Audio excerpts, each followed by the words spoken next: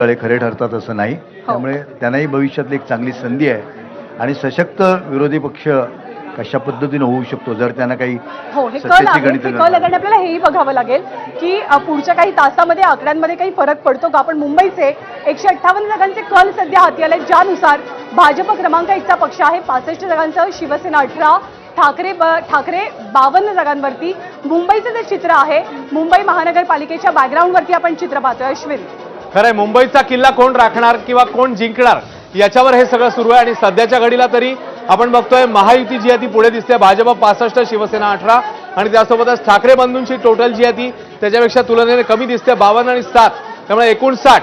तर तिकडे इतर 5 आणि काँग्रेसचा देखील फिगर आपल्याला समोर बघायला मिळतोय. 10-11च्या आसपास काँग्रेसची आघाडी. या घडीचे अपडेट आहे, त्यानुसार 158 कल आपल्या हाती आहेत. मोठी अपडेट या घडीची, समाधान सरवणकर पराभूत. या घडीची मोठी अपडेट, समाधान सरवणकर पराभूत. अखिल चित्रे, मी आत्ताच थोड्या वेळाआधी आपल्याला म्हणालेलो की ज्या प्रकारे आता वोटिंग पॅटर्न सुरू आहे, जे काय प्रकारे वोटिंग पॅटर्न दिसतंय त्या प्रकारे शिवसेना हे तुम्हाला शेवटी निकालात, शिवसेना आणि मनसे हे शिवशक्तीची जी युती आहे हे तुम्हाला दिसणार की निकालात खूप पॉझिटिव्ह पद्धतीने मतदान झालेलं आहे मुंबईत. आणि ते तुम्हाला आता दिसतंच आहे. ज्या प्रकारे समाधान सरवणकर सिटिंग नगरसेवक ह्याला एका आमच्या नवख्या उमेदवारांनी पाडलेलं आहे तिकडे, त्याच पद्धतीत मुंबईचं जे काय वोटिंग पॅटर्न आहे ते क्लिअर यातनं दिसून येत आहे. जेव्हा तुम्ही मला पहिल्यांदा विचारलेलं तेव्हा 30% डिफरन्स होता आमच्यात, म्हणजे सीट्समध्ये. आता जर तुम्ही पाहिलं तर 17% आलेलं आहे ते. तर हळूहळू ते अजून टक्केवारी बदलेल आणि तुम्हाला चित्र बदललेलं दिसेल. वोटिंग पॅटर्नचा मुद्दा अधोरेखित करताय. वोटिंग पॅटर्न इथे महत्वाचा वाटतोय का? समाधान सरवणकरांचा पराभव झाला. नाही, बघा, याचा अर्थ सरळ आहे की मराठी पट्ट्यामध्ये जो कोर मराठी, मी जे हे आधीपासून सांगत होतो की हे दोन बंधू एकत्र येण्याने जो एक इमोशनल कोशंट वाढला मराठी माणसांचा, तो या निकालातनं दिसतोय. दादरमध्ये समाधान सरवणकर जर पराभूत झाले असतील, म्हणजे झालेत, तुम्ही दाखवलंय, तर याचा अर्थ मराठी माणसांनी पूर्णपणे ठाकरेंवरती विश्वास दाखवला.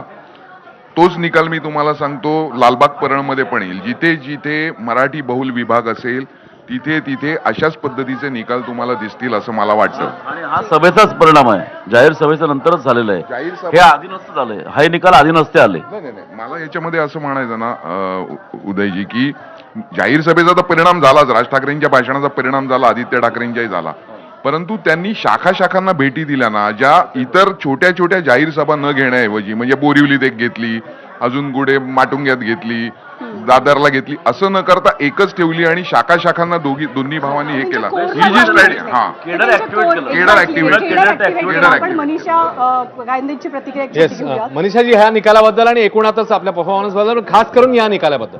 नाही, खास करून या निकालाबद्दल बोलायचं झालं, आपल्याला माहिती आहे की प्रभादेवी वरळी भागामध्ये त्यांचे 3 आमदार कामाला लागले होते आणि भावनिक आव्हान तर त्यांनी केलं. काही ठिकाणी चालेल, काही ठिकाणी नाहीच देखील चालणार, हे सत्य. अजून पुष्कळ निकाल यायचे बाकी आहेत. मला असं वाटतं की लोकांनी ठाकरे बंधू एकत्र येणं याला कुठेतरी भावनिक प्रतिसाद दिला आहे.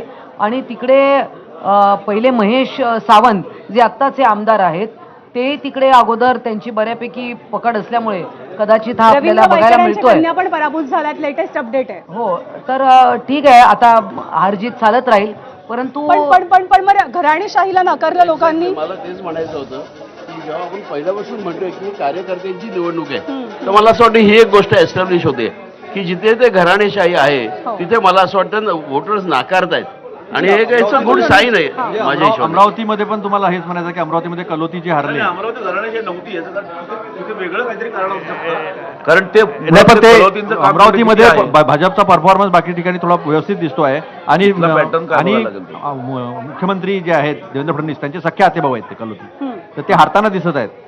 मग परिवारवादाचा मुद्दा उपस्थित करणारे आज परिवारवादाच्या मुद्द्यावरच पराभूत होतो, असू शकतो, नाही असं नाही, पण नवी मुंबईतली एक मोठी अपडेट आहे. गणेश नाईकांची खेळी यशस्वी झाली आहे. भाजप 65 जागांवरती आघाडीवरती आहे. मिलिंद बल्लाळ आपल्या सोबत आहेत. म्हणजे नवी मुंबई सध्या तरी भाजपच्या बाजूनं जाते असं चित्र दिसतंय. मला स्वतःला असं वाटतं की गणेश नाईकांचा जो एक इन्फ्लुएन्स आहे संपूर्ण नवीन मुंबईत, तर तो डेफिनेटली दिसणार होता, तो दिसायला लागलेला आहे. आणि दुसरी गोष्ट म्हणजे की स्थानिक पातळीवरच्या निवडणुका ज्या असतात आणि गणेश नाईकांचा जो कनेक्ट आहे जसं एकनाथ शिंदेचा ऍक्सेसिबिलिटी संपूर्ण ठाण्यामध्ये वगैरे आहे, तसं गणेश नाईकांचं ठाण्यातली सिच्युएशन असल्यामुळे त्यांना हे यश मिळत आहे. आणि ऍक्सेसिबिलिटी जी आहे ना ती गणेश नाईकांची आहे. पुन्हा अनेक वर्षांपासून नवीन मुंबईच्या विकासाशी ते